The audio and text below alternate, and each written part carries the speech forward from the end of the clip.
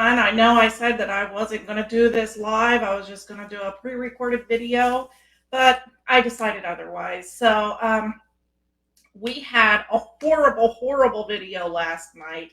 My computer has been acting up. I actually did a live video earlier this afternoon with my new IT guy so that we could test out why the computer was doing what it was doing. And got a couple of laughs in there when I guess I threatened to pick my nose on camera. So I figured, you know what, we're going to do this all over again. I haven't posted the video up to YouTube, to my channel, just because of how bad the video was. It was stalling every second and a half or so. It was just miserable. I made it as short as I could in order to get through the whole thing. So please enable StreamYard. Please click on the three buttons on the bottom right hand screen, corner of your video. This enables me to see who is commenting. I do ask that anyone that views this live video comments. I will answer all of the questions that I can, I promise. So as always, I remind everyone why I do this, and it's always for two reasons. The number one reason is for the small business owners, especially right now with COVID. A lot of people have been affected by this, and so so many people have been laid off work. Others have actually had to shutter their businesses. And those that are still remaining open, a lot of the owners cannot afford bookkeepers. And so I want to ensure that you still understand your books, that you are able to record your books properly. I do not want to hear any of this. But Lisa, I check my checkbook every single day. That is a load of bull. I'm sorry. I am going to be very upfront, honest, and blunt with you. That is a load of bull. You should not be doing that. Why? Because if you are writing checks to your vendors, it takes time for those to clear the bank. And you could write so much money in checks to vendors and the very next day completely forget who you wrote those checks to and the amounts, and think, oh, I have all of this money. I can go out and I can buy supplies. I can buy food. I can buy a new desk, or I can go out there and buy. And next thing you know, you're in the negative because suddenly checks are beginning to clear. So we want to eliminate that. We want to stop that from happening. And I know that those that have done this, those that go by their checkbooks, or better yet, those that go by their bank accounts, you go online and you look at it. Those that do this, I guarantee you, I know that you have been through this scenario. You have played out this scenario probably numerous times, and we're trying to stop that right now. The other reason is I work with a lot of new bookkeepers, some brand new, some that are new-ish, that are already in business but may not know everything that they need to know. And so I am here helping them and mentoring them through all of this and getting them on their feet and allowing them to gain the confidence that they need in order to make it in this world, in order to make it in this industry, because our industry, quite honestly, has failed them with the education. So from this previous year, that is. All other education that we all received, traditional education, that is fine. We're not talking about traditional education. So, as always, we do a review of the previous lesson, and that was 2 nights ago. And we spoke on payroll, do it yourself, or hire a third-party payroll company. So let me share my screen. We're going to do a quick review. Again, if you are a sole proprietor, you should not have payroll.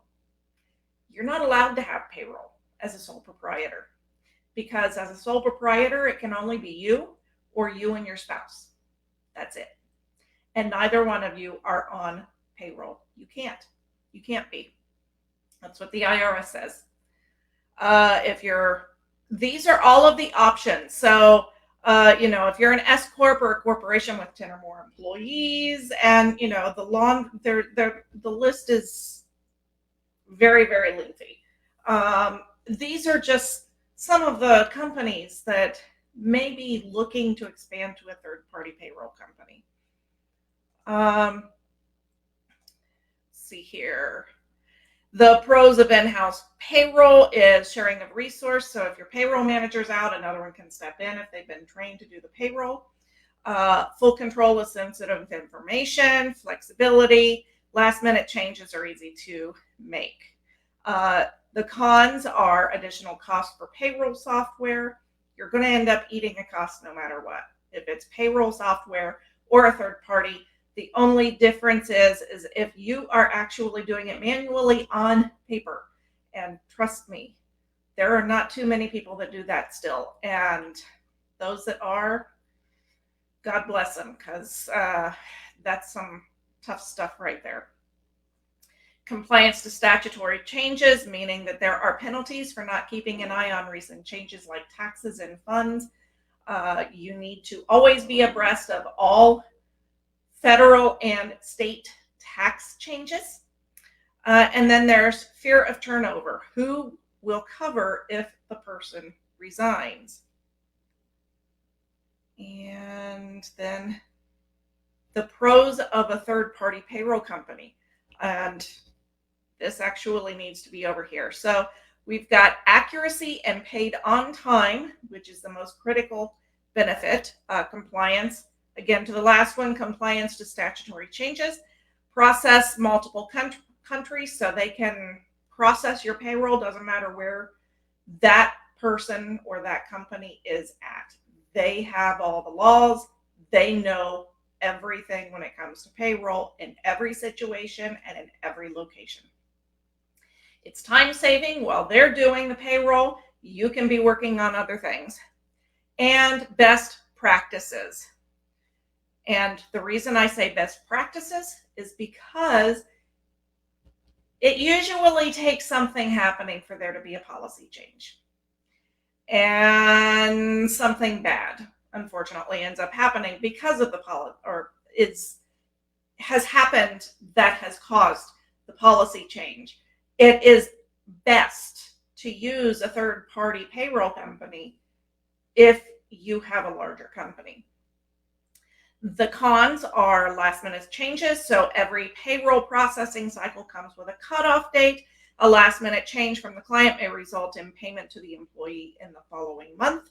And there is data security that is always a possible issue when you're doing things online. Again, this is supposed to be over in the pro section. It takes all of the liability off of you.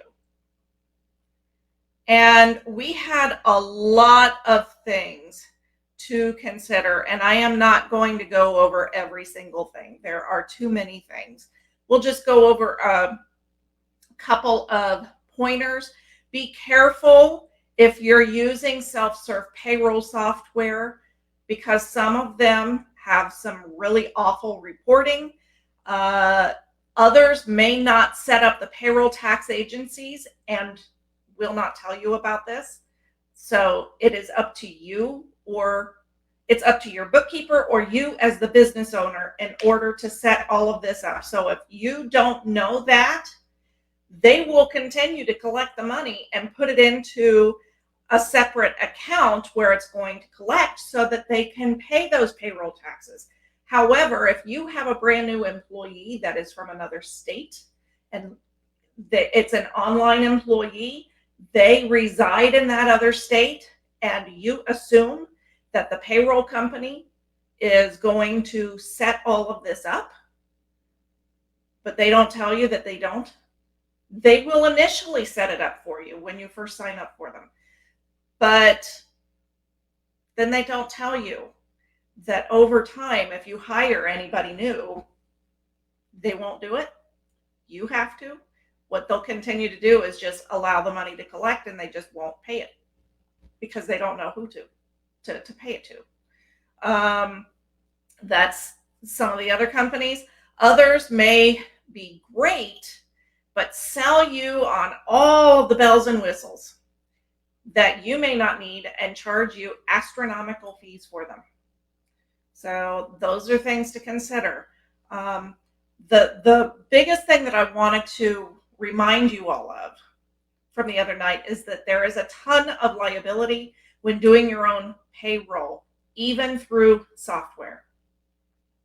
It is always best it's always best, always best to use a third-party payroll company if you have more than, let's say, 5 employees, because it takes all of that liability off of you. You see, when you're doing your own payroll, even through self-serve payroll software, not only are you having to enter all of the hours, which if you get it wrong, then that falls back on you. But it also makes it so that you have to pay all of those taxes yourself. You're responsible for knowing what all of the taxes are, what all of the percentages are. For a lot of the self-serve payroll, they will handle that portion for you. But there's some, QuickBooks, for instance, they've got 3 tiers. You've got general payroll where you do 100% of it yourself. They have assisted payroll, and they have full service payroll. So all you have to do is, for the full service, all you have to do is send them all of the information initially. They'll enter it all. And then every payroll, you just give them the hours like a normal third-party payroll service. The assisted is they will help you, they will instruct you, but ultimately you're setting everything up. And then moving forward, you enter all of the hours and then hit submit, and then they will pay and take care of all of the payroll taxes. If you are doing the full payroll, however, that is a different story, because then you are not getting any assistance at all. You are entering everything from scratch. All of your agencies, you have to know every single payroll tax that there is that is being deducted and all of their percentages. You have to pay all of that. You have to cut all of the checks. You have to set up the proper accounts, what they call contra accounts, specifically for payroll, so that you have everything accruing and you know exactly how much you need to report, and you have to report it. So having a third-party payroll service do everything for you except report the hours is ideal, because then the only thing that you're liable for is if you made a mistake on reporting the wrong hours. If there are any other mistakes, any benefits that you didn't tell them that this person had, or better yet, if you had benefits that you told the payroll company that needed to be deducted from this person's pay, but they didn't deduct it, then that's on them. That takes the liability off of you. You did your due diligence. So it's just something that you really need to consider. And like I said, unfortunately, it requires something really, really bad to happen to create a policy change. And that policy change usually starts with payroll. So let's get out of this. We'll get into the meat and potatoes. And okay, where did my thing go here? Here we go. So we are talking about, that is not the right one. Yes, it is. We were talking about the review. And I wish it would stop putting this in the wrong place. Okay. So we are talking about how to properly track man hours, and all of this goes hand in hand with what I was talking about on Tuesday, which is the workers' comp. And by the way, we are talking about construction. Just because construction, you have to report all of the man hours. The man hours are critical with this. So what are man hours? Man hours are hours regarded in terms of the amount of work that can be done by one person within a single period. Manual time tracking pros and cons. The pros are employees manually write their hours in. You as the employer can get creative on what they need to provide. And it offers more control. It offers complete control, actually.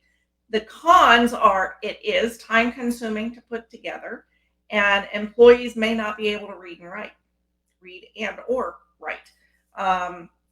Unfortunately, with construction, many of you may not know that about 75 to 80% of laborers in the construction industry do not know how to read or write. They know how to read a tape measure. They know how to do the work really well, but they can't read or write. So what ends up happening is if they are manually filling out time cards, physical paper time cards, 9 times out of 10, they'll have someone else do it for them. App time tracking, and there are a lot of apps out there now. The pros are they're easy to use. You can download them onto your device, click a button to clock in and out. You can set user requirements. So if they need to put a job name in for every single time they switched a job or a task, like we talked about in workers' comp, then you can set that requirement that says, okay, you're going to switch a task or you're going to switch a job, go on to another job site. Now you have to fill out this portion right here. You cannot collect $200. You cannot pass go. The other thing it offers is easy reporting. If you remember correctly, what I had stated on Tuesday, one of the things was we were talking about workers' comp audits. And one of the things that they want to see on time cards is lunches taken, breaks taken. They want to see the amount of time that each of these were taken. And they want to see that they were actually clocking out for each of these. The nice thing about this is you can set it so that it is mandatory for them to clock in and out for lunch. There's also a way that if you do not require it and they forget to clock out, then you can go into their hours online and all you have to do is change it to show, yes, they took a lunch break between this time and this time and clock them out during that time. So now when they do their workers' comp audit, you already have everything printed up and in their files or in a general payroll file that shows every single hour that was worked, every single lunch break, if they need to see it, every single 10-minute break. They see every job that was taken. or not taken, worked, sorry. That is the really nice thing about the reporting. The cons: lacks accountability. That is a really big one, and it can be a bit pricey. Let's talk about accountability. So I know a construction company that they had two different divisions to their company. So one was general construction, one was engineering. And what ended up happening was, we had gotten a lot of reports, or they had gotten a lot of reports stating that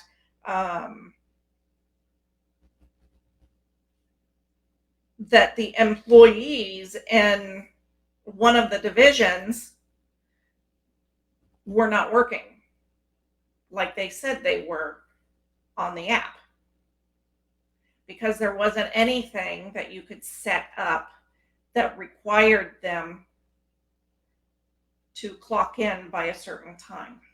They couldn't, unfortunately, with some of these apps, there's no setting that you can set up that says, sorry, but you can't clock in until this time. Some of them actually have a map where you can see where they are real time, but it's so difficult to read that it makes it not worth it. And it's not like it just brings up a location on each person that says, this person clocked in at this particular time and this was the address.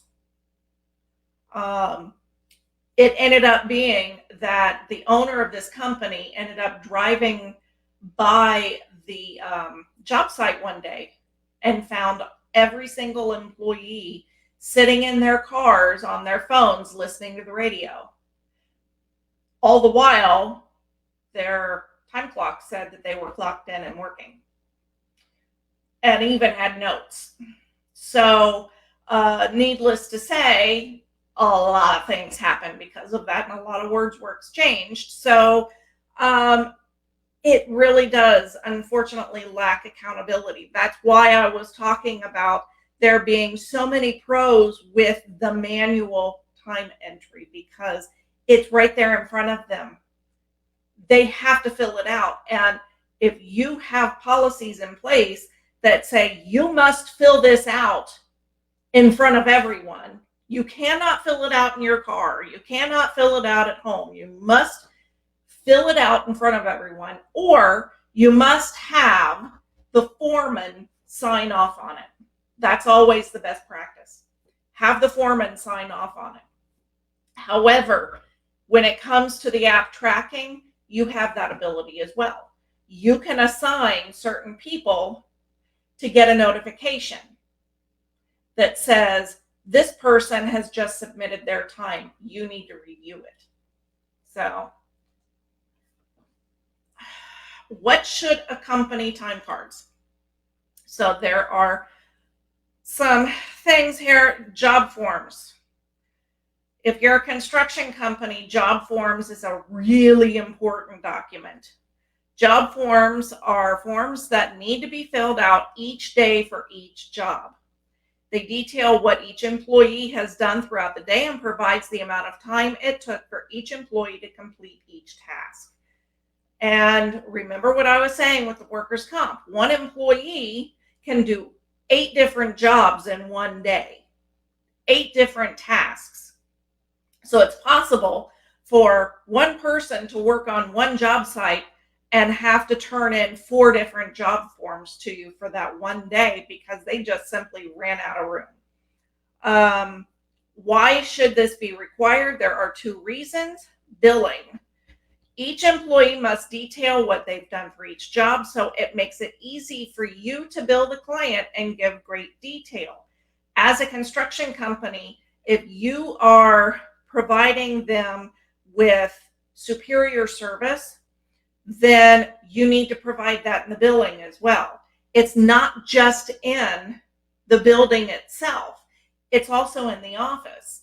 So not only are you providing them with awesome construction skills, but you're providing them with amazing customer service and really good billing. And that billing should give the client complete, what's the word I'm looking for? It should tell them exactly what you did on the job for that given time period. It's transparency. You need to give them complete transparency about what you've done. The other is workers' compensation reporting. It gives you better control when reporting payroll to workers' compensation, as you know what they did each day. You're still going to have to manually input all of these hours into a spreadsheet. You're still going to have to do all of that. And like I said, have the spreadsheet do the calculations for you so you don't have to. But with this tool, this is a tool that is worth $1 million right here. So, and finally, we have a sample job form here. This is something that I just created for memory yesterday. Obviously, you need to create one that is going to be more for your company, and this may not be for you. You may not work with excavators and bulldozers and such. But the other thing is that you may want to have on here is the other tasks: digging, deck work, pipe work, concrete, rock work, things like that. And what you want to do is have a box for each one of those tasks, and then they put in the amount of hours or the time that they worked doing those tasks. And then you always want to have a description down here, and maybe even off to the side next to each of those tasks. That description is what you're going to use for your billing. All of the hours is what you're going to use for your workers' comp, as well as the billing. So up here, you've got your employee, the date worked, and the job name. This right here is for the foreman that is filling out one job form for all of their employees on the job site that day. That is possible. And that may be your best option because, again, like I said, there are so many construction laborers and construction employees that cannot read or write. So this may be the best option. So that is it for this lesson. Let me share now that we can again. I couldn't do this last night. So next Tuesday at 7 p.m. Central Standard Time, we will be talking about jobs and projects. So in QuickBooks Desktop, it is known as jobs, and QuickBooks Online, it is known as projects. So we will be discussing all of that. We only have 2 more weeks of this series, and then we're done. And I will have to find something else to talk about. So there may be a time where there's no videos, but I'm sure that my bookkeepers will give me some pretty awesome ideas. They've already given me some ideas, so I just haven't had time to implement them. So yeah, we've got a total of 6 more episodes to go, a total of 25. And I hope to see all of you next Tuesday at 7 p.m. Central Standard Time. I pray all of you have a wonderful and safe weekend, and Martin Luther King, or MKJ, I don't know. I don't want to butcher it. Martin Luther King Jr. Day on Monday.